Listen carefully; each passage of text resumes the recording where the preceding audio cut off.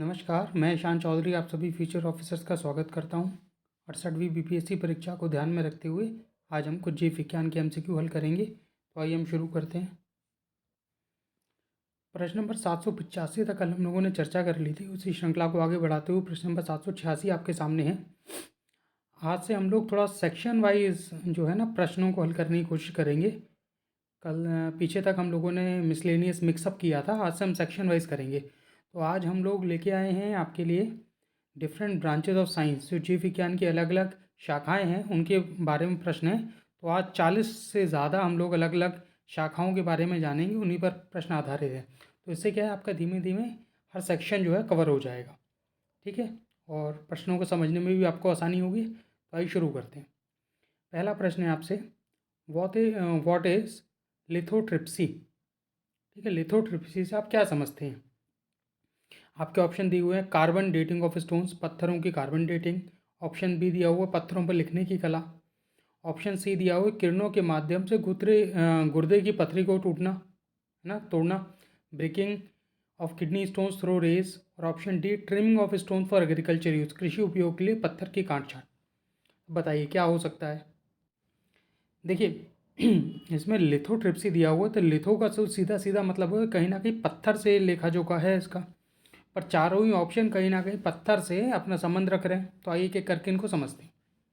पहला ऑप्शन दियो, पत्थरों की कार्बन डेटिंग।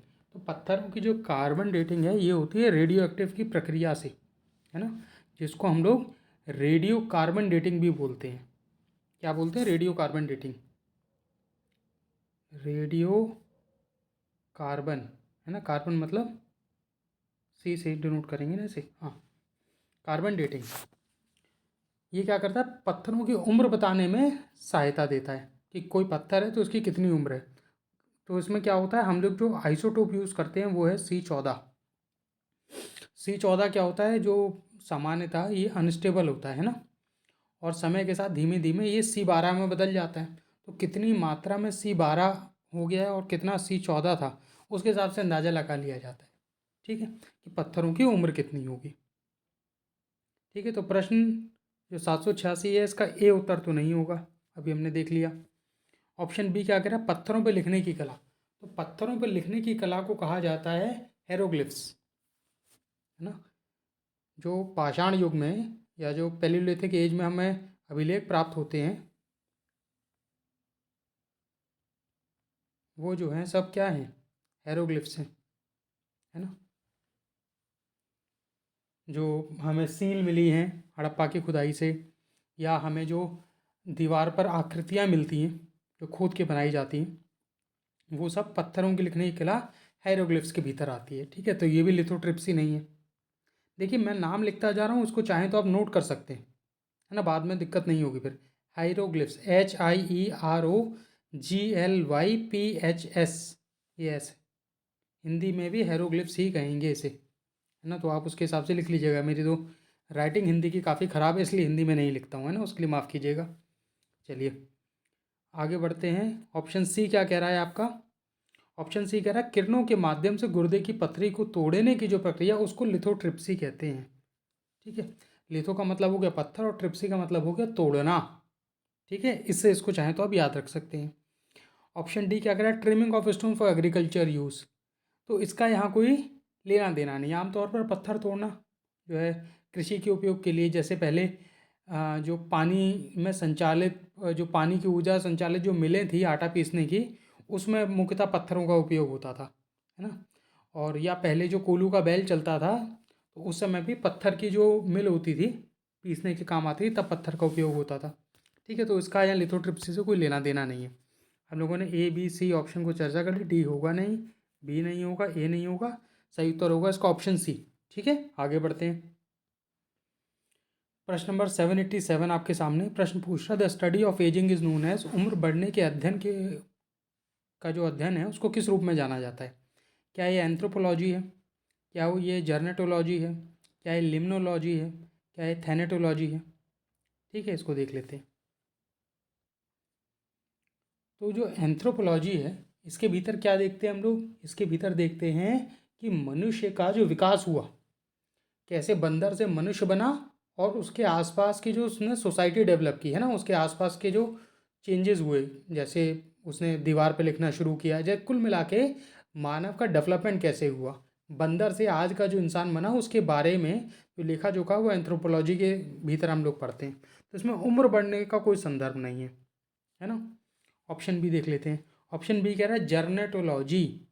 तो जर्नेटोलॉजी में हम लोग पढ़ते हैं स्टडी ऑफ एजिंग, उम्र बढ़ने का जो अध्ययन है, उसमें क्या क्या बदलाव आते हैं मानव शरीर में, वो सब जर्नेटोलॉजी के भीतर पढ़ा जाता है और यही इसका सही उत्तर है। ऑप्शन सी को देख लेते हैं, लिम्नोलॉजी। तो लिम्नोलॉजी के भीतर हम क्या पढ़ते हैं, हम पढ़ते हैं वो पानी के या इनलैंड वाटर बॉडीज़ को, है ना। इनलैंड वाटर बॉडीज़ का मतलब हो गया वो पानी के संग्राहक या जहाँ पानी मौजूद होता है, कहाँ, सरोवर में, मतलब जो आपके सी हैं, समुद्र हैं या महासागर हैं, उनमें नहीं, जो स्थल के ऊपर पाए जाते हैं ना, जो लैंड सरफेसेस पे पाए जाते हैं। अब उसमें क्या क्या आ जाएगा, तो उसमें आपकी झीलें आ जाएंगी, झीलें दोनों आएंगी, मीठे पानी की भी और खारे पानी की, मतलब फ्रेश वाटर और सैलाइन। फिर जो नदियाँ आ गई, झरने आ गए, फिर उसमें आपके वेटलैंड्स आ गए, जिसके जो रामसार कन्वेंशन में हम लोग पढ़ते हैं, है ना। फिर ग्राउंड वाटर आ गए, जो स्थल के नीचे पानी पाया जाता है, वो सब जो है लिम्नोलॉजी के भीतर आता है ना। तो पृथ्वी की सतह पर जो भी जिस भी प्रकार का पानी पाया जाता है, जिस भी प्रकार या जिस भी रूप में, वो सब लिम्नोलॉजी। देखिए पानी की बात हो रही है, इसमें बर्फ़ को और जो है जो ग्लेशियर हैं उनको इंक्लूड मत कर लीजिएगा, जो ध्रुवों पर ग्लेशियर मौजूद है ना। पानी की बात हो रही है। ये तो हो गया आपका लिम्नोलॉजी। अब बात करते हैं थैनेटोलॉजी की। तो थैनेटोलॉजी क्या है? थैनेटोलॉजी के भीतर ये पढ़ा जाता है कि मृत्यु और मृत्यु से जुड़े हुए जो कार्यकलाप होते हैं उनके बारे में, है ना। Death and practices associated with it. साथ ही साथ उसमें जो व्यक्ति जो बिल्कुल मरणासन अवस्था में है, उन पर और उनकी फैमिली पर, उनके जो परिवार है उन पर क्या बीत रही है, इसके बारे में भी अध्ययन किया जाता है थैनेटोलॉजी के भीतर। ठीक है, याद रखिएगा ऑप्शन में घुमा फिरा कर कुछ भी पूछ सकता है। तो मैंने कोशिश की है आपको ऐसी ब्रांचेज आज क्लास में लेके आऊँ जो आमतौर पर किताबों में नहीं मिलती, है ना, जिससे आपका एक अच्छे से टॉपिक तैयार हो जाए। चलिए, प्रश्न नंबर 787 हमने देखा, आगे बढ़ते हैं। प्रश्न नंबर 788 आपके सामने है। प्रश्न पूछ रहा है under palaeobotany one studies, जो पैलियो बॉटनी है उसके भीतर क्या जो है स्टडी किया जाता है या है ना। तो पैलियो बॉटनी में देख लेते हैं। आपका पहला ऑप्शन दिया हुआ है फॉसिल ऑफ टेरिडोफाइट्स, टेरिडोफाइट्स के जीवाश्म के बारे में। तो जो टेरिडोफाइट होते हैं ये कौन से पौधे होते हैं, है ना। तो टेरिडोफाइट्स वो पेड़ होते हैं जिनमें तना होता है, जिनमें जड़ होती है, परंतु फूल और फल नहीं पाए जाते, हैं ना। ये पुराने पेड़ पौधे हैं जो जुरासिक युग में आमतौर पर मिलते थे, उसी टाइम इनका जन्म होता है, कुल मिला के उत्पत्ति होती है। तो इसकी जो साइंस है जिसके भीतर इनको पढ़ा जाता है उसको कहा जाता है टेरिडोलॉजी, इसी पेड़ के नाम पर। ठीक है, टेरिडोलॉजी में जो पी है शब्द ये शांत रहता है या साइलेंट रहता है ना। तो टेरिडोलॉजी आसान है। टेरिडोफाइट्स, टेरिडोलॉजी, फाइट्स का मतलब होता है पौधे, और टेरिडियोल उसी से हो गया टेरिडोलॉजी, तो टेरिडियोफाइट्स का अध्ययन। अब ऑप्शन बी कह रहा है फॉसिल्स ऑफ एनिमल, जो जानवरों के जीवाश्म हैं, क्या उनको पैलियोबॉटनी कहा जाता है? तो जानवरों के जीवाश्म जिस जो है साइंस की शाखा के भी भीतर पढ़ा जाता है, विज्ञान की शाखा, उसको कहा जाता है पैलियोंटोलॉजी। ठीक है, ये टेरिडोलॉजी आपने अगर देख लिया हो तो इसको हटा देते हैं, फिर दूसरा लिखते हैं। तो जो जानवरों का फॉसिल का या जीवाश्म का अध्ययन होता है उसको कहा जाता है पैलियोंटोलॉजी।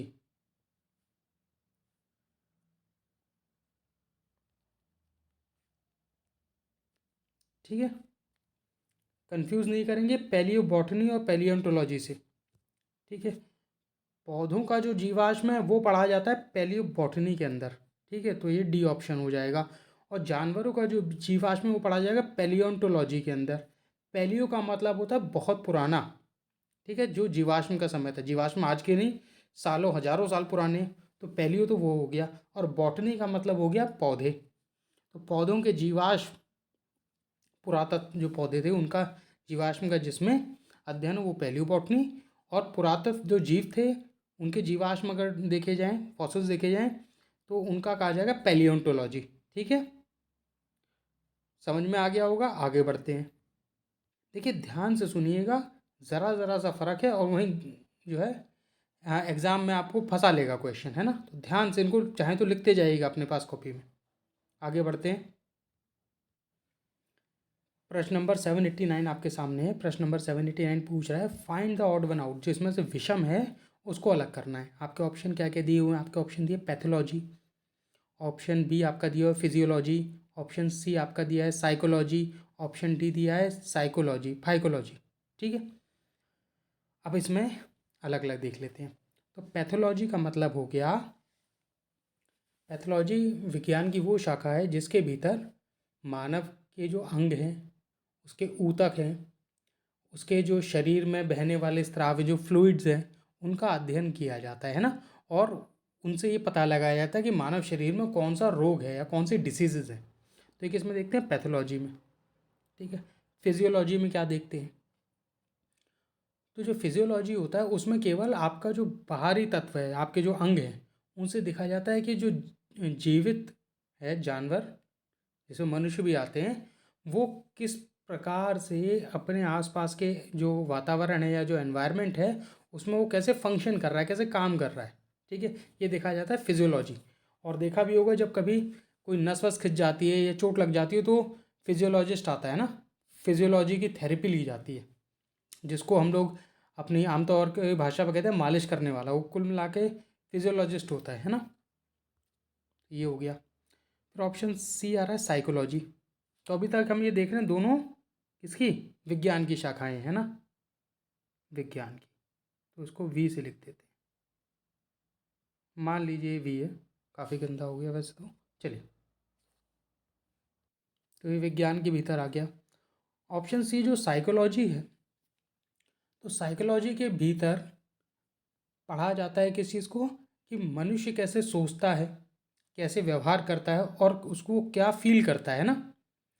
तो ये सब किससे, साइकोलॉजी से। साइकोलॉजी मस्तिष्क से रिलेटेड होगी, पर ये विज्ञान नहीं है, ये आपकी क्या है, साइकोलॉजी जो है, साइकोलॉजी जो है ये फिलॉसफी की शाखा है ना। तो ये जो है विषम है, अलग है, बाकी दोनों साइंस की। ऑप्शन डी को भी देख लेते हैं, फाइकोलॉजी। तो फाइकोलॉजी के भीतर हम लोग पढ़ते हैं किसको, जो आपके क्या हैं, एल्गी है ना, जो काई है, उसके बारे में पढ़ते हैं हम लोग फाइकोलॉजी के नाम से। तो देखिए नाम से देखिए, पैथोलॉजी, फिजियोलॉजी, साइकोलॉजी और फाइकोलॉजी, ये सब देखने में और सुनने में लगभग एक जैसे हैं। थोड़ा थोड़ा नहीं, बहुत सारा फ़र्क है, केवल सुनने का फ़र्क है। तो आपको पहचानना है वहाँ, है ना, कि साइकोलॉजी में क्या आएंगे, काई आ जाएगी, आपके फिजियोलॉजी में क्या आ जाएगा, पैथोलॉजी में क्या आ जाएगा। ठीक है, पैथोलॉजी को आप ऐसे भी याद रख सकते हैं, जब कभी कोई बीमारी होती है तो खून की जांच कराने हम लोग पैथोलॉजी लैब में डॉक्टर बोलता है जांच कराने के लिए, है ना। मूत्र की जांच, मल की जांच, ये सब पैथोलॉजी के भीतर होती है। तो याद रख, वहाँ से याद रख सकते हैं। चलिए, फिजियोलॉजी का मैंने बता दिया, फाइकोलॉजी आपका हो गया। आगे बढ़ते हैं। 67 और 68 BPSC मेंस क्लासेस हमारे यहाँ 3 अक्टूबर से शुरू हो गई हैं, और 68वीं BPSC परीक्षा जो फरवरी में होना निर्धारित हुआ है, उसके लिए 2 अक्टूबर से हमारे यहाँ क्लासेस शुरू हो गई हैं। आप लोग चाहें तो बैचेस ज्वाइन कर सकते हैं। प्रश्न नंबर 790 में आपको पहचानना है कि इनमें से कौन सा सही से मैच नहीं है। पहला ऑप्शन क्या रखा है, पहला ऑप्शन आपका वेजिटेबल। तो वेजिटेबल या सब्जियां किसके भीतर आती हैं, ओलेरी कल्चर के भीतर। ये बात हमें पता है कि ओलेरी कल्चर जो है वो सब्जियों के बारे में विज्ञान है, कि कैसे उनको उगाया जाए अच्छे से, फसल कैसे ज़्यादा ली जाए। फिर दूसरा आता है फ्लोरिकल्चर। तो फ्लोरिकल्चर जैसा नाम से ज्ञात हो रहा है, फ्लोरिकल्चर में जो पुष्प कृषि है उसकी बात करता है फ्लोरिकल्चर। पुष्प कृषि का मतलब हो गया फूलों का उगाना, तो फ्लोरिकल्चर हो गया। ठीक है, ऑप्शन सी आपका क्या कह रहा है, जो क्रॉप है, जो फसल है, वो एग्रोनॉमी के भीतर पढ़ी जाती है। तो ये बात सही है, एग्रोनॉमी के भीतर हम लोग फसल के बारे में पढ़ते हैं। ऑप्शन डी आपका कह रहा है फल, फल कह रहा है पोमोलॉजी के भीतर आते हैं। तो पोमोलॉजी के भीतर हम लोग जो फल हैं उनकी जो है उपज कैसे बढ़ानी है और अच्छी जो है वैरायटी का फल कैसे उत्पादित करना है, इसके बारे में हम लोग पोमोलॉजी के भीतर रिसर्च करते हैं। तो आपके चारों ही ऑप्शन सही हैं। और एक एडिशनल इन्फॉर्मेशन आपको दिए देते हैं कि ओलेरीकल्चर, फ्लोरिकल्चर और पोमोलॉजी ये सब बागवानी फसलें हैं और ये हॉर्टिकल्चर की जो है शाखाएं हैं अलग अलग। ठीक है, चलिए प्रश्न नंबर 790 का सही उत्तर हो गया ऑप्शन ई। आगे बढ़ते हैं। प्रश्न नंबर 791 आपके सामने है। प्रश्न पूछ रहा है कि the comparative study of different cultures and scientific explanation is known as, विभिन्न संस्कृतियों के तुलनात्मक अध्ययन और वैज्ञानिक व्याख्या के रूप में जो है किसको जाना जाता है? क्या ये इथोलॉजी है, क्या ये इथनोलॉजी है, क्या एथिक्स है, क्या एथनोग्राफी है? अब आपको इसमें से चयन करना है सही का। ठीक है, तो चलिए देखते हैं इसका जो है सही उत्तर क्या होगा। तो जो इथोलॉजी है इसके भीतर हम पढ़ते हैं जो जानवरों का व्यवहार है, इथोलॉजी के भीतर, है ना। ऑप्शन ये जो है आपका, इथोलॉजी के अंदर हम पढ़ते हैं जानवरों का व्यवहार। किसमें? जो सामान्य परिस्थितियां हैं उसमें, कि जानवर अपने आसपास का जो उसका रहन सहन है, उसका जो खान पीन है, उसमें वो कैसा व्यवहार कर रहा है सामान्य परिस्थिति में। तो जानवरों के बारे में इसमें पढ़ा जाता है, इंसान भी आ गए इसमें। ठीक है, इथनोलॉजी क्या है? तो आपका इथनोलॉजी कहता है विभिन्न संस्कृतियों के तुलनात्मक अध्ययन और वैज्ञानिक व्याख्या को इथनोलॉजी कहा जाता है। ऑप्शन बी सही होगा इसका। ठीक है, एथिक्स क्या है? तो एथिक्स को कहा जाता है नैतिकता। हमारा समाज जो है वो अपने निर्धारण के लिए क्या सही है और क्या गलत है उसका फैसला करने के लिए जो कुछ नियम और कायदे बनाता है उसको कहा जाता है नैतिकता या एथिक्स, है ना। Rules made by the society to place upon itself to guide its behaviour for right and wrong. ये बड़ी स्टैंडर्ड डेफिनेशन है एथिक्स की, याद रखिएगा मेंस का जब पेपर होगा तो उसमें पूछ लिया जाएगा। चलिए खैर इथनोग्राफी पर आते हैं। तो इथनोग्राफी कहा जाता है कि जो विभिन्न कल्चर है ना अलग अलग प्रकार के, और अलग अलग प्रकार की जो कल्चर से मतलब हो गया संस्कृतियाँ, उनके बारे में जो वैज्ञानिक व्याख्या की जाती है।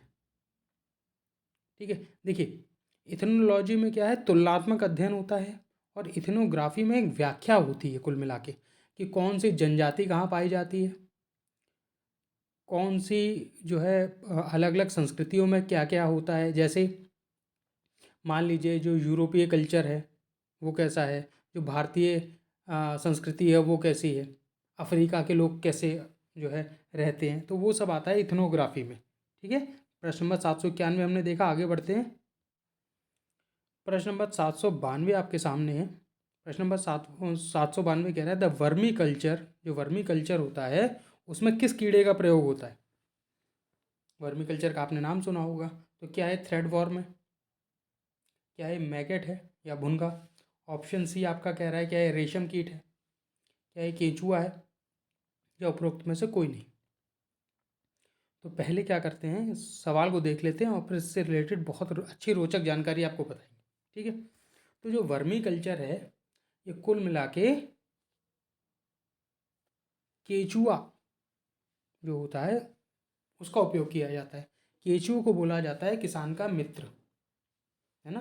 तो वर्मी कल्चर में जो खाद का निर्माण होता है जिसको हम लोग कंपोस्ट बोलते हैं, उसमें क्या है कि जो खेत का बचा हुआ जो है फसल का बचा हुआ भाग हो गया, गाय का गोबर हो गया, और अन्य खान पीन का जो सड़ा हुआ सामान है उसको ज़मीन के नीचे दफन कर दिया जाता है और केचुओं को डाल दिया जाता है। तो केचुए इसकी जल्दी से खाद बना लेते हैं और वो खाद किसान प्रयोग कर लेता है। तो वर्मी कल्चर में ये होता है, वर्मी कंपोस्ट बनती है। ठीक है, ये तो हो गई एक बात। अब अगर रेशम की, भाई केंचुए का तो वर्मी कल्चर हो गया, और रेशम का कीट जो सिल्क वॉर्म है उसका इस्तेमाल हो रहा है, तो उसको क्या बोलेंगे? तो उसको बोला जाएगा सेरीकल्चर।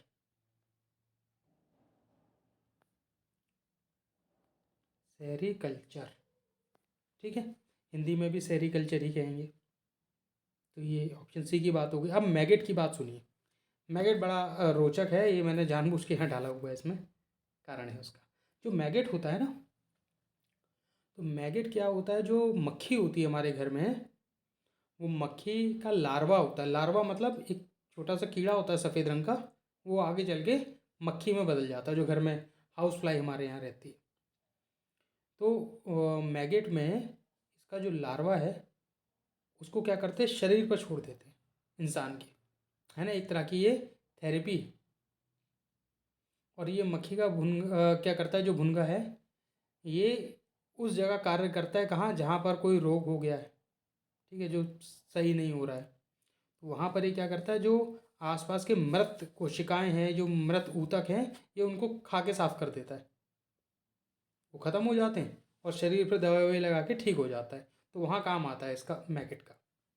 और ये जो थ्रेड वर्म है, ये एक तरह का पैरासाइट है, परजीवी है, जो इंसान को परेशान करता है उसके हाथों में जाके, ठीक है। तो ये कहीं से भी उपयोगी नहीं है थ्रेड वर्म।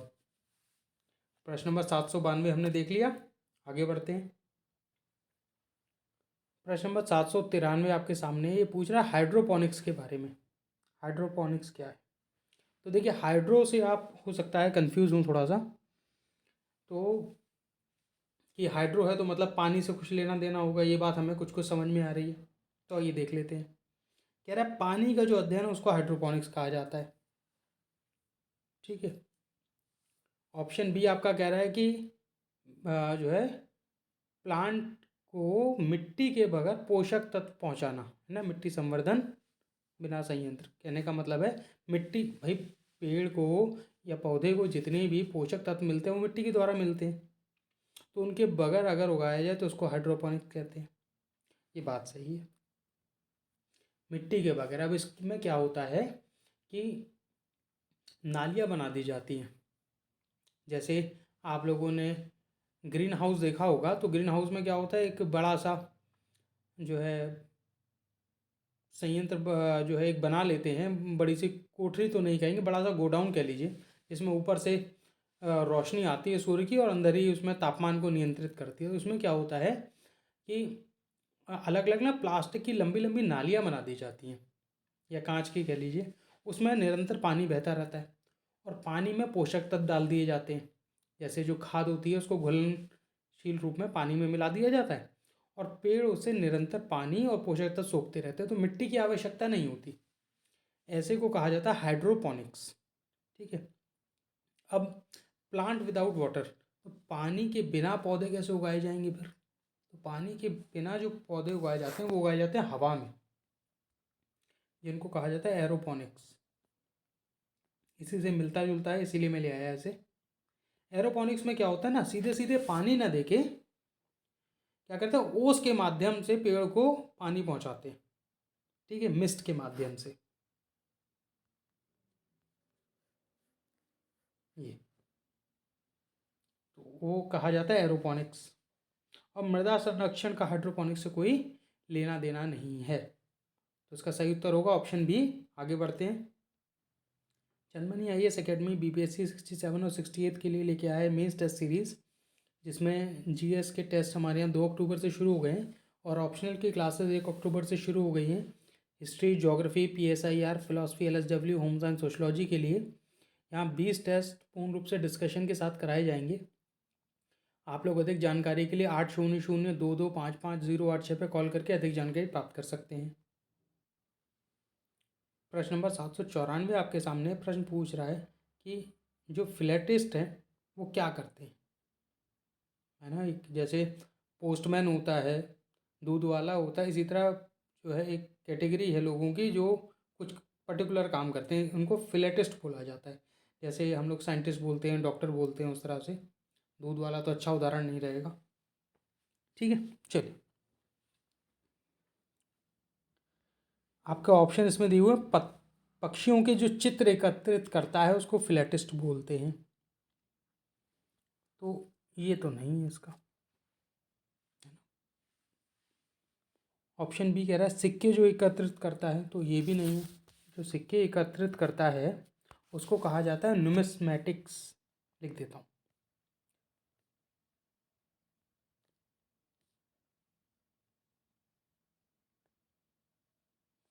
न्यूमिस्मैटिक्स, ये उसको कहा जाता है जो सिक्कों को एकत्रित करता है, the one who collects coins. ठीक है। और वो व्यक्ति जो टिकट, जो डाक टिकट हैं उनका संग्रहण करता है, उसको कहा जाता है फिलेटिस्ट। ये आपका होगा सही उत्तर। ठीक है। और जो जीवाश्म एकत्रित करेगा उसको क्या कहेंगे फिर? तो उसको कहा जाएगा, देखिए न्यूमिस्मैटिक्स आपने लिख लिया हो तो मैं लिख देता हूँ उसे, ऑप्शन डी का। तो जीवाश्म जो एकत्रित करता है उसको कहा जाता है पैलियोंटोलॉजिस्ट। जीवाश्म का मतलब हो गया पैलियो, कहीं कुछ ना कुछ पुरातत्व विकास से बात हो रही होगी, है ना। पैलियंटोलॉजिस्ट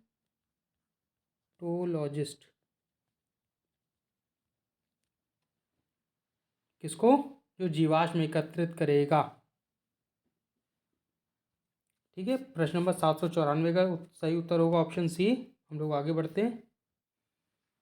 प्रश्न नंबर 795 आपके सामने है। प्रश्न पूछ रहा है निम्नलिखित में से कौन सा सही सुमेलित नहीं है, तो आपको गलत वाले का चयन करना है इसमें। ऑप्शन ए आपका कह रहा है लिम्नोलॉजी। ये कह रहा है कि लिम्नोलॉजी में लाख का जो कीट होता है उसका जो है उसके बारे में या तो अध्ययन होता है या तो फिर उसके कैसे उगाया जाए उसकी बात होती है। तो लाख क्या होता है, जो कंगन वगैरह महिलाएं पहनती हैं वो लाख के बनते हैं। राजस्थान वगैरह में ये लाख की लोग जो किसान हैं वो लाख के कीड़ों को पालते हैं, है ना। तो ये किया जाता है किसमें? लाख कल्चर में। लाख कल्चर, लाख के कीड़े इसमें उगाए जाते हैं। लिम्नोलॉजी नहीं होता। लिम्नोलॉजी क्या है फिर? लिम्नोलॉजी है जो पानी के स्रोत हैं अलग अलग, कहाँ पर?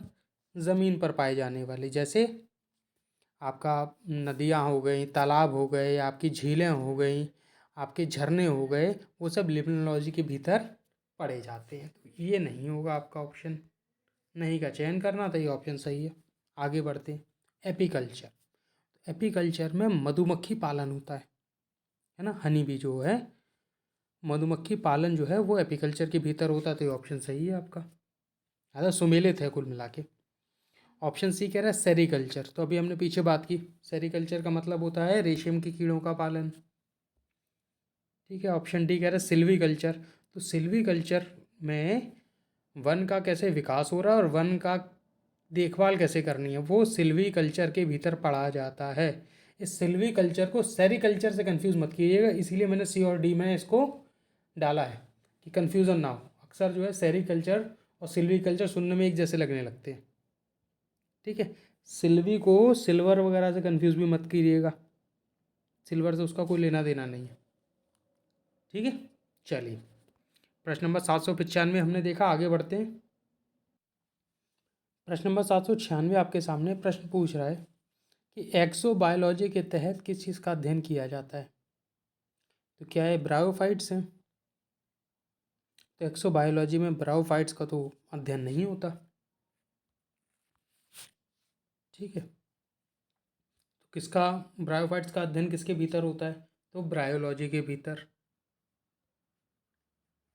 Bryophytes, bryology. ठीक है, आसान है। जानवरों के जीवाश्म, इसके बारे में हमने देख लिया। फॉसिल ऑफ एनिमल किस में पढ़ते हैं? पैलियोंटोलॉजी में, अभी हमने पीछे बात की थी, तो बी भी नहीं होगा। ठीक है। फिर ऑप्शन सी आपका क्या कह रहा है? एक क्षेत्र के लोग स्वदेशी पौधों का उपयोग करते हैं। People of region make use of indigenous plants, तो क्या इसको एक्सियोबायोलॉजी कहते हैं? तो देखिए ये भी नहीं है। इसको क्या कहते हैं? एथिनोबॉटनी। समझाता हूँ।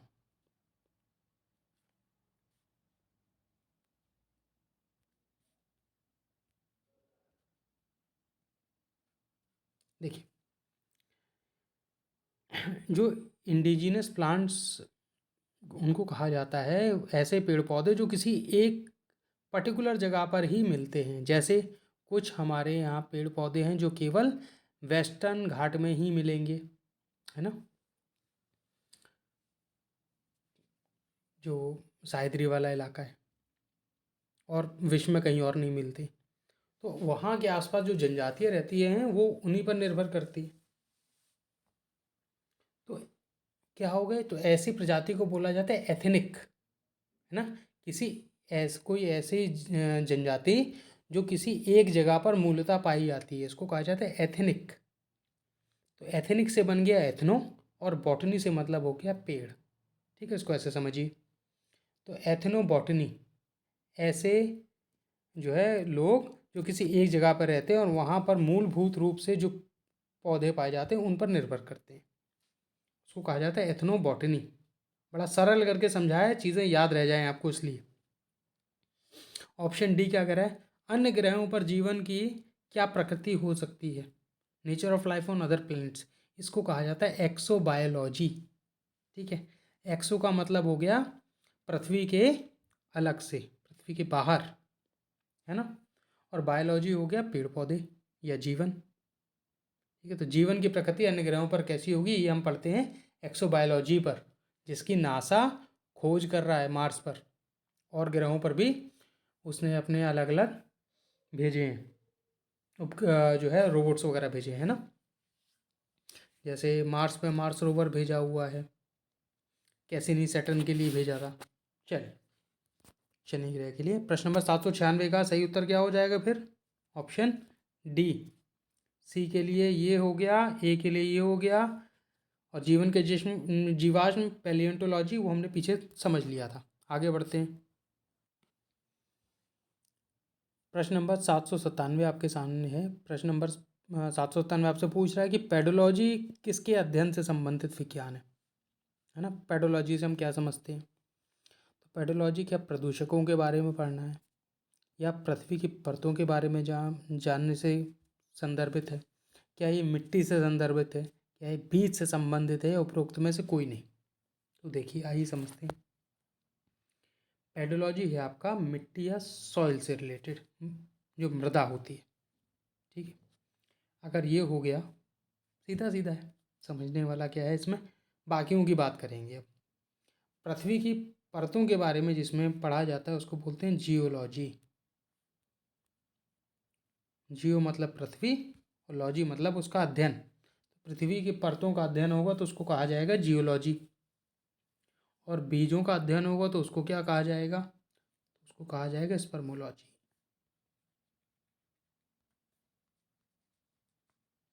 नोट करते जाइएगा, है ना, इसीलिए मैं लिख दे रहा हूँ कि आपको जो है लिखने में गलतियाँ ना हो। तो बीज का हो गया स्पर्मोलॉजी, मिट्टी का हो गया पेडोलॉजी, पृथ्वी की परतें हो गई जियोलॉजी, और प्रदूषक का ऐसा कुछ नाम नहीं है तो इसलिए उसके कोई अलग से साइंस नहीं है। वैसे इसको कहा जाता है जो हमारे वातावरण के लिए एनवायरमेंटल पॉल्यूशन स्टडीज़, है ना, तो ऐसा कोई अलग से नाम नहीं है, विभिन्न सा, तो इसलिए मैंने उसका लिखा नहीं है। ठीक है, इसको देख लीजिएगा 797 को। आगे बढ़ते हैं। चंद्रमणि IAS अकेडमी 68वीं BPSC परीक्षा के लिए लेके आए क्लास और टेस्ट सीरीज़, जहाँ GS की क्लासेस 2 अक्टूबर से हमारे यहाँ शुरू हो गई हैं, और इन क्लासों में 41 टेस्ट पूर्ण रूप से डिस्कशन के साथ कराए जाएंगे। आप लोग अधिक जानकारी के लिए 8002255086 पर कॉल करके अधिक जानकारी प्राप्त कर सकते हैं। प्रश्न नंबर 798 आपके सामने ये पूछ रहा है कि the study related to plants being used as vegetable, जो सब्जी के रूप में प्रयुक्त होने वाले पौधों से संबंधित अध्ययन को क्या कहा जाता है। तो क्या वो बागवानी है, क्या वो एग्रोनॉमी या कृषि विज्ञान है, क्या वो पोमोलॉजी है, क्या वो ओलेरिकल्चर है, या उपरोक्त में से कोई नहीं। तो देखिए, सब्जी का अध्ययन जिसके भीतर होता है, जिस विज्ञान की शाखा के भीतर, उसको कहा जाता है ओलेरिकल्चर। ठीक है, पोमोलॉजी में हम क्या फलों के अध्ययन करते हैं, फल या फ्रूट्स। कृषि विज्ञान या एग्रोनॉमी के भीतर हम खेती के जो है क्रॉप्स के बारे में बात करेंगे, या खेती के बारे में, खेती की उपज कैसे बढ़ाई जाए, पानी की सिंचाई के बारे में। ठीक है, ये सब बात होती है। बागवानी। तो हमारी जो सब्जियां हैं, हमारे जो फूल हैं, हमारे जो फल हैं, ये सब बागवानी फसलों के अंदर आते हैं। तो बागवानी फसल क्या है? मुख्य शाखा है, और उसकी अलग अलग जो विभिन्न शाखाएं हैं उसके भीतर पोमोलॉजी, ओलेरिकल्चर, फ्लोरिकल्चर ये आते हैं। ठीक है, एग्रोनॉमी, बागवानी अलग अलग है। ठीक है, प्रश्न नंबर 798 हमने देख लिया। आगे बढ़ते हैं। प्रश्न नंबर 799 आपके सामने है। प्रश्न पूछ रहा है, सांपों के अध्ययन को किसमें जाना जाता है? The study of snakes is known as. आपके ऑप्शन दिए हुए हैं, हर्पेटोलॉजी, सर्पोलॉजी, ऑर्थिनोलॉजी, हेमेटोलॉजी, या उपरोक्त में कोई नहीं, एक से अधिक। तो देखिए, हर्पेटोलॉजी में हम लोग अध्ययन करते हैं किस किस का? तो इसमें आएंगे एम्फीबियन, उभयचर, और साथ ही साथ आएंगे इसमें कौन? रेप्टाइल्स या सरीसर्प। तो सरीसर्पों का उभयचर का अध्ययन किसमें होगा? हर्पेटोलॉजी में। ठीक है, सांपों का जैसे नाम से कुछ कुछ हमें अंदाजा लग सकता है कि सर्पेंटोलॉजी में अध्ययन होगा सांपों के बारे में। तो ऑप्शन बी सही हो जाएगा। ठीक है, सर्पेंटोलॉजी। अब ऑर्थिनोलॉजी में क्या होगा? हमने सर्प देख लिए। देखिए, हर्पेटोलॉजी में सारे सरीसर्प आ रहे हैं। ठीक है, और सर्प भी सरीसर्प के भीतर आते हैं, परंतु जो सर्पों का अध्ययन एक विशेष जो विज्ञान की शाखा के भीतर किया जाता है उसको सर्पेटोलॉजी कहते हैं, जो हर्पेटोलॉजी की एक शाखा है ना, विशेष शाखा है। याद रखिएगा, उसमें कंफ्यूज मत होइएगा। ठीक है, जब उभयचरों को और सही सर्पों को एक साथ जोड़ के इसमें पढ़ा जाता है तो हर्पेटोलॉजी है। उसमें से एक जो है ब्रांच और निकल गई, उसमें सांपों के बारे में केवल पढ़ा जाए तो हर्पेटोलॉजी। एक तरह से स्पेशलाइजेशन समझ लीजिए कि हमें तो कुल मिला के सांप ही पढ़ने हैं, तो वो किस में? वो सर्पेंटोलॉजी में अपना एडमिशन ले जाके। ठीक है, आगे बात करते हैं ऑर्थिनोलॉजी। तो चिड़िया, मतलब जो एव्स हैं, भाई सरीसर्प हो गए तो अब चिड़िया आएंगी। तो चिड़िया के इसके बारे में अध्ययन किया जाए, चिड़ियाओं के बारे में, तो किस में आएगा? ऑर्थिनोलॉजी के भीतर। ठीक है, डी ऑप्शन की बात करते हैं, हेमेटोलॉजी। तो अगर आप नाम से देखें, हेमो, कहीं ना कहीं आपको हीमोग्लोबिन जैसा साउंड कर रहा है, तो आप, अगर आपको थोड़ा अंदाज़ा लग गया है तो आप बिल्कुल सही जा रहे हैं। हेमेटोलॉजी आपके खून से संदर्भित है ना, खून और खून से लगने वाली बीमारियां, जो खून में बीमारियां हो जाएं, उनका अध्ययन, उन बीमारियों का निवारण और उनके बारे में रिसर्च, ये सब हेमेटोलॉजी के भीतर पढ़ा जाता है। तो प्रश्न नंबर 799 का ऑप्शन हो गया बी, और बाकी ऑप्शनों पे हमने कर ली चर्चा। अब हम आगे चलते हैं। प्रश्न नंबर 800 आपके सामने है। प्रश्न पूछ रहा है, जेनेटिक्स किससे संबंधित है? ठीक है, जेनेटिक्स हमने कई बार सुना है। तो क्या ये केवल डीएनए की संरचना से मतलब रखता है? क्या ये जैविक विकास या ऑर्गेनिक इवोल्यूशन से मतलब रखता है? क्या ये मेंडल के नियम से संदर्भित है? क्या ये आनुवांशिकता और विविधताओं से रिलेटेड रखता है? आइए बात कर लेते हैं। तो जो जेनेटिक्स है उसमें कहीं ना कहीं आप सुनाई दे रहा है, एक शब्द आ रहा है जिसका मतलब है जीन। ठीक है, और ये जीन क्या होता है? जीन जो है माता और पिता से जो मिलने वाले लक्षण हैं, है ना, जो करेक्टर्स हैं, उनको उनकी संतानों में जो पहुंचाता है वो जीन पहुंचाता है। ठीक है, तो जो मनुष्य का जो संतान होती है, किसी भी जानवर की संतान है जिसमें नर और मादा दोनों हैं, ऐसे में क्या होगा? अलग अलग क्रोमोसोम होंगे, है ना। अब क्रोमोसोम क्या होंगे? जब वो मिलेंगे तो आधे माता से आएंगे, आधे पिता से आएंगे। तो क्या होगा? उनमें विविधताएं आएंगी, पूर्ण रूप से माता के भी नहीं, पूर्ण रूप से पिता के भी नहीं, तो विविधताएं आ गई। और अब जब नई संतान हो रही है तो क्या है? इसको आनुवांशिकता या हेरिडिटरी कहेंगे। तो जेनेटिक्स में हम लोग आनुवांशिकता और विविधताओं के बारे में पढ़ते हैं। ठीक है, ये इसका सही उत्तर है। मैंने आपको समझाने की कोशिश की है जितना आसानी से हो सकता है। ठीक है, डीएनए की संरचना में जेनेटिक्स में संरचना का अध्ययन होता है, पर केवल संरचना का अध्ययन नहीं होता, यह अनुवांशिकता के भीतर आ जाती है। ठीक है। ऑर्गेनिक इवोल्यूशन, जो जैविक विकास है, इसका सिद्धांत किसने दिया था? ये तो डार्विन साहब ने दिया था, ये हमने कल की क्लास में चर्चा की थी। मेंडल का नियम, तो मेंडल ने मीठी मटर के बारे में जो है चर्चा की थी, जेनेटिक का लॉ दिया था इसने, है ना। जेनेटिक्स के बारे में आनुवांशिकता और विविधताओं का संबंध है। ठीक है। प्रश्न नंबर 800 हमने देखा। आगे बढ़ते हैं। प्रश्न नंबर 801 आपके सामने है। प्रश्न पूछा, निम्न में से कौन सा युग्म सही सुमेलित है? आपको सही वाले का चयन करना है। ठीक है। तो आइए देख लेते हैं। पहला ऑप्शन कह रहा है एंटोमोलॉजी। तो एंटोमोलॉजी के बारे में कह रहा है मानव शरीर का अध्ययन। तो मानव शरीर का अध्ययन तो एंटोमोलॉजी में नहीं होता। तो एंटोमोलॉजी में क्या होता है? तो एंटोमोलॉजी के भीतर हम लोग पढ़ते हैं कीट के बारे में, है ना। जो इंसेक्ट्स हैं उनके बारे में पढ़ा जाता है एंटोमोलॉजी में। तो एक कीट विज्ञान कहा जाता है एंटोमोलॉजी को। ठीक है। चलिए, लेक्सिकोग्राफी, शब्दकोशों का संकलन, कंपाइलेशन ऑफ डिक्शनरी, शब्दकोश का, तो ये सही सुमेलित है। ठीक है। इसकी जो स्टडी होती है उसको लेक्सिकोग्राफी कहते हैं, शब्दकोश के बारे में। आज के ज़माने में तो कोई डिक्शनरी रखता नहीं, जब से कंप्यूटर और मोबाइल आ गए हैं, इतने सारे एप्लीकेशन आ गए हैं। पहले के ज़माने में काफ़ी इसकी थी। चलिए, बात करते हैं ऑप्शन सी की। ऑप्शन सी कह रहा है टेरिडोलॉजी। तो टेरिडोलॉजी के भीतर हम लोग क्या पढ़ेंगे?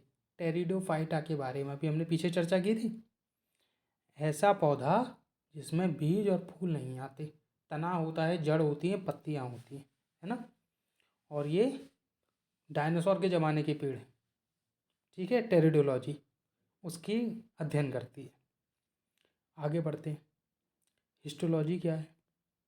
तो हिस्टोलॉजी के भीतर हम लोग पढ़ते हैं मानव ऊतकों के बारे में, है ना। स्टडी ऑफ टिश्यूज़, वो आते हैं हिस्टोलॉजी के अंदर। कीटों का अध्ययन एंटोमोलॉजी होता है। ए को आप नीचे मैच कर लीजिएगा। ठीक है। चलिए, तो प्रश्न नंबर 801 को हमने देख लिया। हम लोग आगे बढ़ते हैं। चंदमनी IAS अकेडमी 67 तो 68 BPSC के लिए लेके आया है mains optional course for history, geography, PSIR, philosophy, LSW, home science, sociology के लिए। क्लासेस 2 अक्टूबर से हमारे यहाँ शुरू हो गई हैं। आप लोग अधिक जानकारी के लिए 800-225508 पर कॉल करके अधिक जानकारी प्राप्त कर सकते हैं। प्रश्न नंबर 802 आपके सामने है। प्रश्न पूछ रहा है कि study of bones are under which branch of science, हड्डियों का अध्ययन विज्ञान की किस शाखा के अंतर्गत होता है? आप बताइए। आपके ऑप्शन दिए हुए हैं इसमें। सेरोलॉजी, तो सेरोलॉजी में हड्डियों का अध्ययन नहीं होता, तो फिर किसका होता है? तो सेरोलॉजी के अंदर हम लोग देखते हैं इम्यूनोलॉजी, इम्यून सिस्टम के बारे में। इम्यून सिस्टम का मतलब हो गया शरीर की प्रतिरोधक क्षमता, उसके बारे में जिसमें अध्ययन होता है वो कहलाती है सीरोलॉजी। तो इससे मिलते जुलते आपको भी हमने याद कराए थे, सर्पेंटोलॉजी बताया, सीरोलॉजी से मिलता जुलता है। ठीक है, तो कंफ्यूज नहीं होइएगा। ठीक है। चलिए, ऑस्टियोलॉजी, ऑस्टियोलॉजी में हड्डियों का अध्ययन होता है। कैसे याद रखा जाए? तो एक बीमारी होती है जिसको हम लोग बोलते हैं ऑस्टियोपोरोसिस, है ना। जब हम लोग बीमारियों के बारे में पढ़ेंगे तो बताएंगे। विटामिन डी की कमी से ऑस्टियोलॉजी हो जाती है, ऑस्टियोपोरोसिस। ऑस्टियोपोरोसिस में जो हड्डियाँ होती हैं वो टेढ़ी हो जाती हैं, विटामिन डी पूर्ण रूप से ना मिलने की वजह से कमज़ोर हो जाती हैं कुल मिला के, है ना। तो उसके से उनमें टेढ़ापन आ जाता है। तो अगर आपको ऑस्टियोपोरोसिस याद है तो उससे आप कहीं ना कहीं ऑस्टियोलॉजी को जोड़ के याद रख सकते हैं। दोनों हड्डियों से मतलब रखती है। कुल मिला के आपको ऑप्शन पहचानना है, वहाँ आपसे कोई डेफिनेशन लिखवाने नहीं जाएगा, है ना। चलिए, अब ऑप्शन आपका सी कह रहा है ओरोलॉजी। तो ओरोलॉजी क्या है? तो ओरोलॉजी में अगर आपको तो इसके भीतर जानना है तो इसमें आएगा आपको पहाड़, पहाड़ों का अध्ययन और पहाड़ों का निर्माण कैसे हुआ, वो कैसे बने। तो study of mountains and there formation, ये पढ़े जाते हैं ओरोलॉजी के भीतर। ठीक है। चलिए, तो ये ज्योग्राफी की या भूगोल की शाखा हुई। ठीक है। चलिए, आगे बढ़ते हैं। ऑप्शन डी क्या कह रहा है? ओडेंटोलॉजी। तो ओडेंटोलॉजी से कहीं ना कहीं आपको डेंटो का साउंड आ रहा होगा, है ना, आवाज़ आ रही होगी डेंटोलॉजी की। और डेंटोलॉजी का मतलब होता है डेंटाइन, डेंटाइन का मतलब हो गया आपके दांत, ठीक है। तो दांत के बारे में जो अध्ययन किया जाता है वो किया जाता है ओडोंटोलॉजी के भीतर। अब आपको लग रहा होगा इतनी विज्ञान की शाखाएं याद कैसे रखेंगे, तो आप इस वीडियो को 2-3 बार देखेंगे तो आपको ये चीज़ें याद हो जाएंगी, है ना। परेशान मत होइए कि कॉपी पे लिख लीजिएगा उन्हें, और 1-2 बार दोहराएंगे तो कंठस्थ हो जाएंगी, ठीक है। चलिए आगे बढ़ते हैं हम लोग।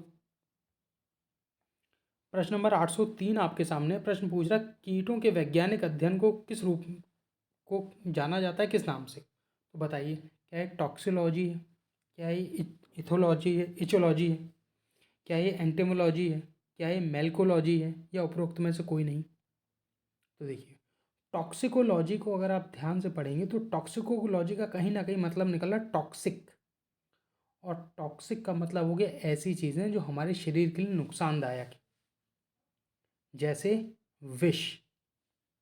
तो विष हो गया, या कुछ रसायन पदार्थ हो गए, पॉइजन हो गए, केमिकल सब्सटेंस हो गए, इनका हमारे शरीर पर या किसी जीव पर क्या प्रभाव पड़ रहा है ना भाई। फायदेमंद तो होगा नहीं, नुकसानदायक हो, तो क्या नुकसान ही पहुंचा रहा है ये पढ़ा जाएगा टॉक्सिलॉजी के भीतर, ठीक है। कीड़ों के बारे में नहीं पढ़ा जाएगा। आगे बढ़ते हैं। अब बात आ रही है इचोलॉजी की। तो इचोलॉजी के भीतर पढ़ा जाता है किसको, मछलियों को या मीन को, पाइसिस, ठीक है। ये भीतर आते हैं इचोलॉजी के, ठीक है। कीड़ों का वैज्ञानिक अध्ययन जिसके भीतर किया जाता है विज्ञान की शाखा को, उसको कहा जाता है एंटोमोलॉजी, ऑप्शन सी, ठीक है। आते हैं नीचे, मेल्कोलॉजी क्या होता है फिर। तो मेल्कोलॉजी के भीतर हम पढ़ते हैं मोलस्कास को।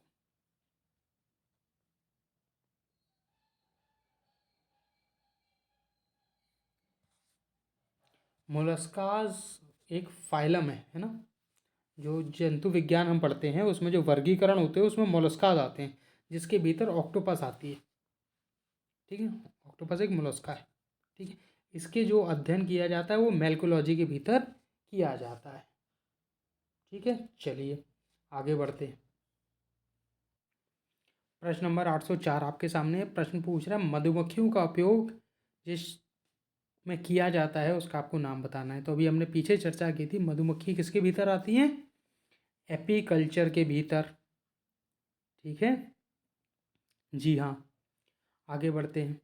सेरीकल्चर के भीतर क्या आता है, सेरीकल्चर के पीछे अभी हमने बात की थी, सेरीकल्चर में आता है रेशम के कीड़े और रेशम का उत्पादन, है ना, सिल्कवर्म्स। तो ये सेरीकल्चर के भीतर आ गया। हिस्टोलॉजी के पीछे अभी हमने चर्चा कर ली, हिस्टोलॉजी के भीतर आ गए ऊतक या टिश्यूज़। तो टिश्यू का या ऊतकों का अध्ययन हिस्टोलॉजी के भीतर किया जाता है। जो नया नाम यहाँ देखने को मिल रहा है वो है पैलिनोलॉजी। पैलिनोलॉजी के भीतर क्या आएंगे, पराग और परागण की प्रक्रिया, पॉलन ग्रेन्स, है ना, ये आते हैं पैलिनोलॉजी के भीतर। याद रखिएगा, पराग और परागण की प्रक्रिया पैलिनोलॉजी के भीतर पढ़ी जाती है, ठीक है। प्रश्न नंबर 804 का सही उत्तर हो गया ऑप्शन ए। बाकी ऑप्शन पे हमने चर्चा कर ली। आगे बढ़ते हैं। प्रश्न नंबर 805 आपके सामने है। ये पूछ रहा है कि मोलस्क से संबंधित विज्ञान की शाखा कौन सी है। हमने पीछे बात की, मोलस्काज में क्या आएंगे, ऑक्टोपस, है ना। ऑक्टोपस आएगा इसके भीतर, इसके भीतर घोंघा आएगा जो स्नेल से,